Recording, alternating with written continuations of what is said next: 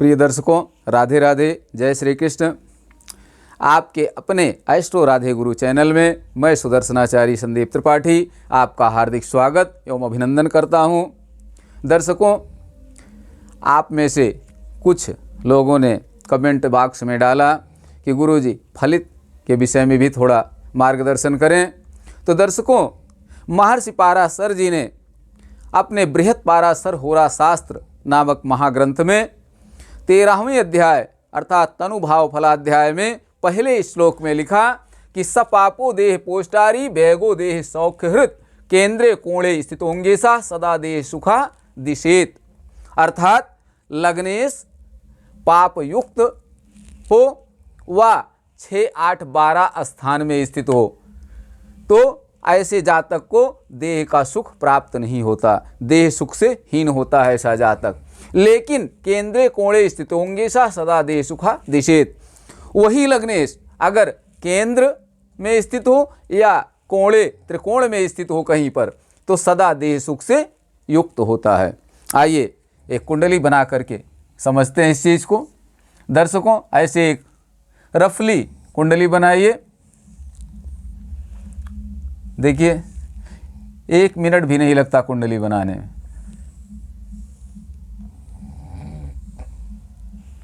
कुंडली बन गई। मान लीजिए मिथुन लग्न की कुंडली है। मिथुन लग्न की होगी तो पहले भाव में कौन सी गिनती लिखी जाएगी? 3 लग्न हो गई। पहले भाव में जो गिनती होगी वही लग्न होगी। पहला भाव हमेशा लग्न होता है। तो प्रथम भाव में मिथुन राशि हो गई, द्वितीय में कर्क, तृतीय में सिंह, चतुर्थ में कन्या, पंचम में तुला, छठे में वृश्चिक, 7वें में धनु, 8वें में मकर, 9वें में कुंभ, 10वें में मीन, 11वें में मेष, 12वें में वृष। ये 12 राशियां स्थित हो गई। किसी की कुंडली मिथुन लग्न की है तो उसकी ये संरचना होगी। राशियां इस प्रकार से उसमें बैठेंगी। अब कह रहे हैं सपापो देहपो, लग्नेश पाप युक्त हो। लग्नेश यहाँ कौन होगा? 3 का मतलब मिथुन राशि, मिथुन का मतलब बुध, बुध पाप युक्त हो। तो पाप युक्त हो मतलब किसी पापक ग्रह के साथ में स्थित हो।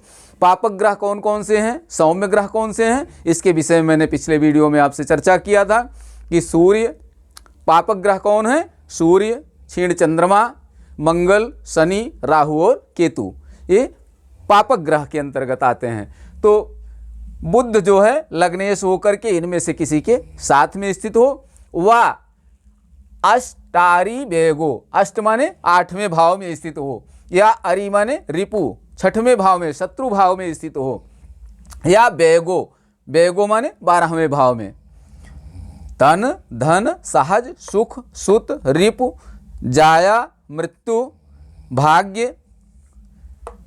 कर्म लाभ और हानि, व्यय, हानि या व्यय 12 भाव हैं। 12 भावों की इस प्रकार से नाम है। तो लग्नेश पाप ग्रह से युक्त हो या 6, 8, 12 स्थान में लग्नेश पाप ग्रह से युक्त हो व 6, 8, 12 स्थान में कहीं स्थित हो। फिर से देखें, लग्नेश पाप युक्त हो व 6, 8, 12 में, अर्थात लग्नेश पाप युक्त हो करके 6, 8, 12 स्थान में कहीं स्थित हो तो ऐसे जातक को देह का सुख नहीं होता है। केंद्रे कोणे स्थितोंगेशः, लेकिन वही लग्नेश केंद्र या त्रिकोण में स्थित हो। केंद्र कौन कौन से हैं? 1, 4, 7, 10, इन भाव को हम केंद्र मानते हैं। तो या कोणे, कोण में स्थित हो, लग्न में पहले भाव में, 5वें भाव में या 9वें भाव में स्थित हो तो सदा देह सुखादिशेत, हमेशा देह सुख से युक्त होता है ऐसा जातक। ऐसे जातक को हमेशा देह का सुख रहता है। देखिए लग्नेश बुध मान लीजिए 6वें भाव में स्थित हो, पापक ग्रह के साथ में, राहु के साथ में स्थित हो जाए, पापक ग्रह के साथ में लग्नेश 6ठे भाव में स्थित हो, या वही लग्नेश बुध 8वें भाव में राहु के साथ स्थित हो, या बुध लग्नेश होकर के 12वें भाव में बुध के साथ स्थित हो। तो क्या होगा? देह सौख हृत देह सुख से हीन होगा ऐसा जातक। ऐसे जातक को देह का सुख प्राप्त नहीं होगा, क्योंकि ये खराब स्थान है। 6, 8, 12 ये खराब स्थान माने जाते हैं। लग्नेश 6, 8, 12 में स्थित हो तो पहली कंडीशन है कि 6, 8, 12 में स्थित हो। 6, 8, 12 में स्थित होगा तो कमजोर हो गया, खराब हो गया। दूसरा क्या हो गया निगेटिव, कि पापक ग्रह से युक्त हो गया, तो दो निगेटिव प्रभाव हो गए इसके साथ में। तो ऐसा जातक देह सुख से हीन होगा। लेकिन केंद्रीय कोण स्थित होंगे था, यही बुध लग्नेश अगर केंद्र या त्रिकोण में स्थित हो,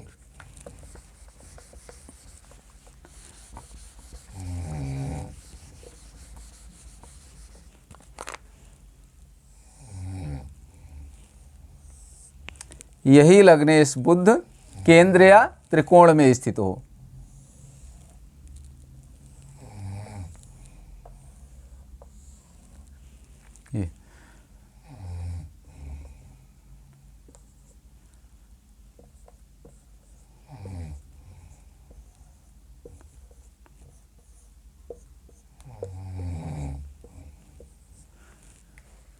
केंद्र कौन से हैं? 1, 4, 7, 10। 1, 4, 7, 10 केंद्र हैं। लग्नेश केंद्र में स्थित हो, मान लो यहां स्थित हो जाए लग्नेश, या फिर यहां स्थित हो जाए,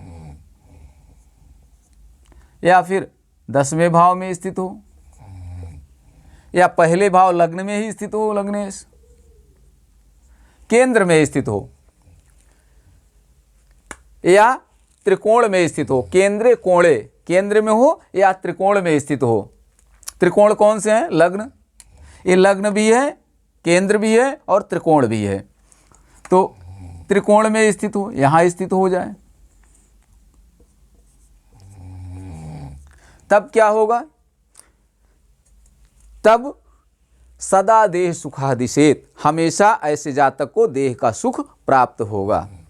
किसी भी कुंडली में दर्शकों ये हमेशा समझ लीजिए कि लग्नेश चाहे जो हो, सूर्य, चंद्र, मंगल, बुध, बृहस्पति, शुक्र, शनि, इन ग्रहों में से कोई भी ग्रह लग्नेश हो, अगर केंद्र में स्थित है या त्रिकोण में स्थित है, केंद्र में स्थित है या त्रिकोण में स्थित है कहीं, तो निश्चित रूप से वो अच्छा फल देगा। अब सौम्य ग्रह के साथ स्थित है अगर, तो अच्छा और अच्छा फल देगा। अगर पापक ग्रह के साथ स्थित है तो उसके फलों में कमी हो जाएगी। लेकिन अगर वही लग्नेश सूर्य, चंद्र, मंगल, बुध, बृहस्पति, शुक्र, शनि कोई भी हो, 6, 8, 12 स्थान में स्थित होगा, खराब स्थानों में स्थित होगा, पाप स्थानों में स्थित होगा, इसे हम खराब स्थान भी कहेंगे, पाप स्थान भी कहेंगे ज्योतिष की भाषा में। अगर इन स्थानों में लग्नेश कहीं स्थित हो गया, लग्नेश कहीं 6, 8, 12 स्थानों में स्थित हो गया तो कमजोर हो गया, खराब हो गया, और पाप ग्रह से युक्त हो गया तो और भी खराब हो गया। तो ऐसे जातक को देह का सुख नहीं होता। लेकिन अगर वही लग्नेश केंद्र में स्थित हो या त्रिकोण में स्थित हो तो शुभ फल देता है। और उसी लग्नेश पर जो केंद्र और त्रिकोण में कहीं स्थित है, केंद्र या त्रिकोण में कहीं भी स्थित हो, इन भावों में से कहीं भी स्थित हो, केंद्र या त्रिकोण में स्थित हो, और इस पर शुभ ग्रह की दृष्टि भी पड़ रही हो, तो ये अच्छा से अच्छा फल देता है, बहुत अच्छा फल देता है। जैसे मान लीजिए बुध यहाँ स्थित है, बृहस्पति यहाँ स्थित हो जाए, यहाँ बैठ जाए बृहस्पति, यहाँ बृहस्पति बैठ जाए, तो अब लग्नेश बुध पर बृहस्पति की पूर्ण दृष्टि पड़ रही है। अपने भाव से 7वें भाव को सब ग्रह पूर्ण दृष्टि से देखता है। तो बृहस्पति यहाँ बैठा है तो यहाँ से 7वां कौन सा होगा? 1, 2, 3, 4, 5, 6, 7। तो बुध पर, लग्नेश बुध पर बृहस्पति की पूर्ण दृष्टि पड़ रही है। लग्नेश त्रिकोण में स्थित है, बुध लग्नेश होकर के त्रिकोण में स्थित है, भाग्य स्थान पर स्थित है, और इस पर शुभ ग्रह बृहस्पति की दृष्टि भी पड़ रही है। इसका मतलब ऐसा जातक बहुत भाग्यशाली होगा। दर्शकों, ये थी आज के फलित की चर्चा। आगे की वीडियो में हम और डिटेल में इसकी चर्चा आपसे करेंगे। एक वीडियो और देख लेते हैं। तब तक हमने रामदास जी का उदाहरण लिया था। 15 जनवरी 2023 को 7 बजे शाम को जौनपुर में इनका जन्म हुआ था। तो आइए इनकी कुंडली बना करके देखते हैं, इसमें इनके लग्नेश की क्या स्थिति है। इनकी कुंडली बनी हुई है पहले से, देखिए कर्क लग्न का इनका जन्म है, और ये ग्रह इनके बैठे हुए हैं। चतुर्थ भाव में केतु और चंद्रमा, 6ठे भाव में बुध, 7वें भाव में सूर्य शुक्र शनि, 9वें भाव में मीन राशि में बृहस्पति, 10वें भाव में राहु और 11वें भाव में वृष राशि में मंगल बैठा हुआ है। तो देखिए अब लग्नेश यहाँ कौन सा है, 4 गिनती लिखिए। 4 का मतलब कर्क, कर्क का स्वामी चंद्रमा, चंद्रमा केंद्र में हो, केंद्र में चंद्रमा स्थित है। केंद्रे कोणे स्थित होंगे, ऐसा लग्नेश केंद्र में स्थित हो तो लग्नेश केंद्र में स्थित है। तो ऐसे जातक को क्या होता है, केंद्र में स्थित हो या कोण में स्थित हो, सदा देह सुखा, देह सुख से युक्त होता है। दर्शकों, एक श्लोक में एक जगह आपको पूरी चीज किसी भी पुस्तक में नहीं मिल सकती। ये अध्ययन का विषय है, जितना अधिक से अधिक आप अध्ययन करेंगे उतना गहराई में उसमें जाएंगे। तो आप ये समझ लें कि लग्नेश यहाँ केंद्र में स्थित है और पापक ग्रह के साथ, अगर ये सौम्य ग्रह के साथ ही स्थित होता, शुभ ग्रह के साथ में स्थित होता तो बहुत अच्छा फल। देखिए एक पॉइंट क्या है पॉजिटिव कि लग्नेश केंद्र में स्थित है, ठीक, एक पॉइंट इसको मिल गया। दूसरा क्या है, इस पर देखिए किसी शुभ ग्रह की दृष्टि है कि नहीं है। तो देखिए इस पर किसी शुभ ग्रह की दृष्टि है, अपने से 7वें भाव में जो ग्रह होता है वो पूर्ण दृष्टि से देखता है। तो 10वां भाव यहाँ 7वां हुआ है यहाँ से, तो यहाँ पापक ग्रह बैठा हुआ है, तो एक निगेटिव हो गया, ये एक निगेटिव हो गया राहु की दृष्टि। दूसरा निगेटिव क्या है, केतु साथ में बैठा हुआ है पापक ग्रह, तो दो निगेटिव हो गए, 2 निगेटिव हो गए। अब सौम्य ग्रह देखिए, और तीसरा देखिए यहाँ शनि बैठा हुआ है 7वें भाव में, तो शनि से 10वां स्थान ही पड़ेगा। 1 2 3 4 5 6 7 8 9 10। हमने आपको ग्रह दृष्टि वाले वीडियो में ये बताया था कि अपने से 7वें भाव को हर ग्रह पूर्ण दृष्टि से देखता है, लेकिन शनि 7वें भाव के साथ साथ तीसरे, अपने से तीसरे और 10वें भाव को भी पूर्ण दृष्टि से देखता है। तो शनि यहाँ बैठा हुआ है, तो इससे तीसरा कौन होगा, भाग्य स्थान, तो भाग्य स्थान पर इसकी दृष्टि पड़ रही है। और 10वें स्थान पर, 10वां कौन सा होगा, 1 2 3 4 5 6 7 8 9 10 10। तो चंद्रमा पर, लग्नेश चंद्रमा पर शनि की पूर्ण दृष्टि पड़ रही है, 3 निगेटिव हो गया। अब देखिए सौम्य ग्रह की कौन कौन सी दृष्टि है। पहला तो पॉजिटिव ये है कि लग्नेश केंद्र में स्थित है, 4थे भाव में स्थित है। निगेटिव 3 हो गए, कौन से, केतु के साथ, पापक ग्रह के साथ में बैठा है पहला। दूसरा राहु की इस पर दृष्टि पड़ रही है। तीसरा निगेटिव पॉइंट क्या है, पापक ग्रह शनि की इस पर दृष्टि पड़ रही है। 3 निगेटिव हैं। पॉजिटिव एक है केंद्र में है, दूसरा पॉजिटिव क्या है, बृहस्पति भाग्य स्थान पर बैठकर अपनी 9वीं दृष्टि से, नहीं तीसरा नहीं, बृहस्पति की दृष्टि नहीं है इस पर, इस किसी अन्य शुभ ग्रह की दृष्टि इस पर नहीं है।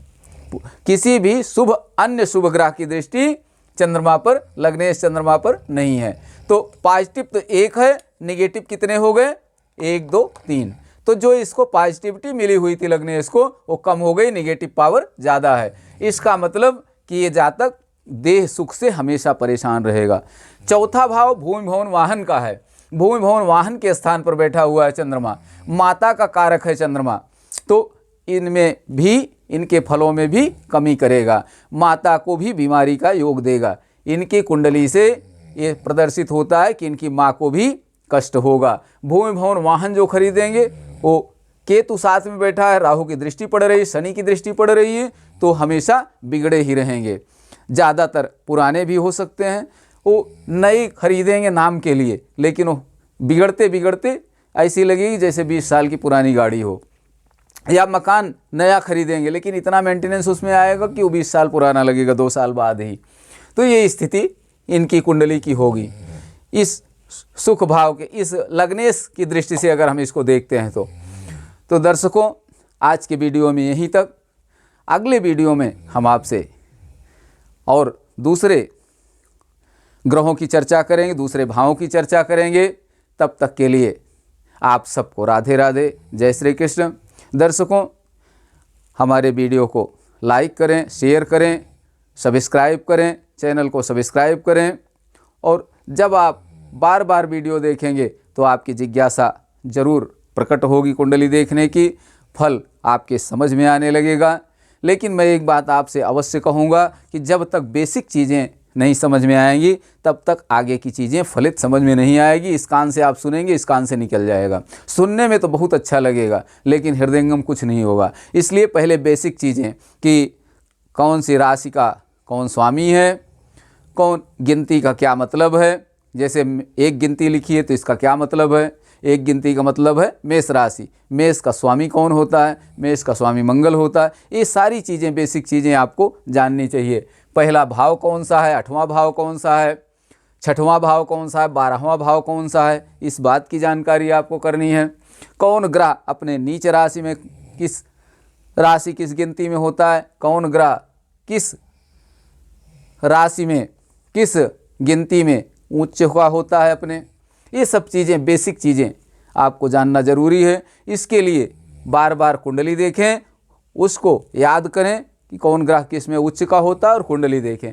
किसी की कुंडली जब देखेंगे और जो आपने डायरी में लिखा है उससे मिलान करेंगे पढ़ करके, मान लीजिए नहीं याद होता है तो उस कुंडली का विश्लेषण अपनी जो डायरी में आपने लिख रखा है उससे देखिए कि ये सब चीज़ें इसमें कोई चीज़ मिल रही है इसमें। अगर वो मिल रही है चीज़ तो आपके दिमाग में बैठ जाएगी। अगले वीडियो में जब आप देखेंगे अगला वीडियो, वो चीज़ अगर उसमें दिखेगी तो तुरंत याद आ जाएगा उस चीज़ के विषय में। तो दर्शकों, आज यहीं तक। आप सबको राधे राधे, जय श्री कृष्ण। आप सब स्वस्थ रहें, मस्त रहें, हंसते मुस्कुराते रहें।